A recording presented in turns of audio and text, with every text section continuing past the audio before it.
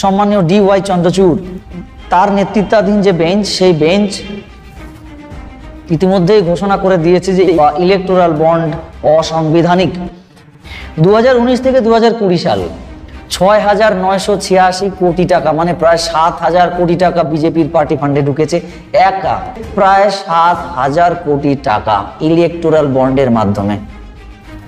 দ্বিতীয় স্থানে যার নামটা বলবো, আপনি শুনলে অবাক হওয়ার কিছু নেই। দ্বিতীয়তে, সারা ভারতবর্ষে একটা আঞ্চলিক দল হওয়া সত্ত্বেও, শুধুমাত্র পশ্চিম বাংলা বাদ দিয়ে ভারতবর্ষের কোনো রাজ্যে যার কোনো অস্তিত্ব নেই, আঞ্চলিক দল হওয়া সত্ত্বেও বর্তমানে পশ্চিম বাংলার তৃণমূল কংগ্রেস পার্টি 1,334 কোটি টাকা পার্টি ফান্ডে তাদের ইলেকটোরাল বন্ডের মাধ্যমে টাকা ঢুকেছে। একবার বিচার করুন। তৃণমূল কংগ্রেস সারা দেশের মধ্যে একটা আঞ্চলিক দল, যার দূরবীন দিয়ে খুঁজলে পরেও সারা ভারতবর্ষে পশ্চিম বাংলা বাদ দিয়ে কোথাও পাওয়া যায় না। সেই দলের কাছেও পার্টি ফান্ডের টাকা ঢুকেছে 1,334 কোটি টাকা। ভাবতে পারছেন?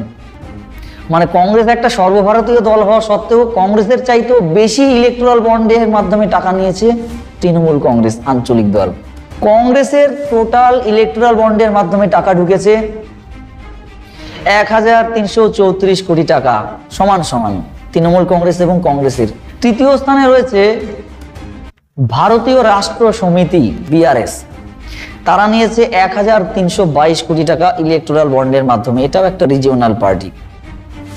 এছাড়াও সমাজবাদী পার্টি নিয়েছে 14 কোটি টাকা।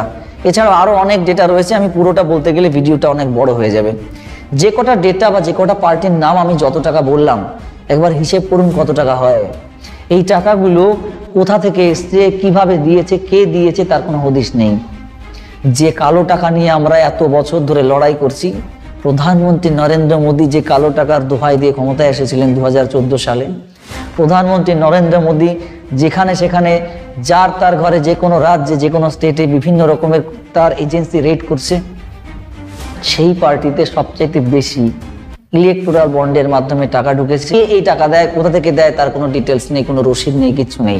সিস্টেমটাই এতটা ঘোলাটে, জেনে শুনে এই সিস্টেমটাকে এত বছর চালিয়ে গেছে নরেন্দ্র মোদী সরকার, যেটা ভারতবর্ষের গণতন্ত্রের পক্ষে ভীষণ লজ্জাজনক এবং ভীষণ ভয়ঙ্কর। আপনারা ভাবুন কোথা থেকে এই টাকাগুলো ঢুকছে। একটা দুটো টাকা নয়, হাজার হাজার কোটি টাকা, প্রায় 10,000 কোটি টাকা।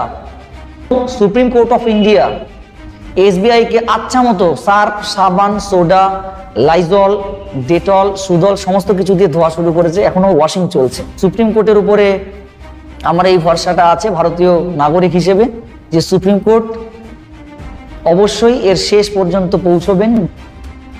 এখন কোশ্চেন হচ্ছে, সুপ্রিম কোর্ট এটাকে কেন অসাংবিধানিক বলছে, বন্ধ করে দিতে চাইছে?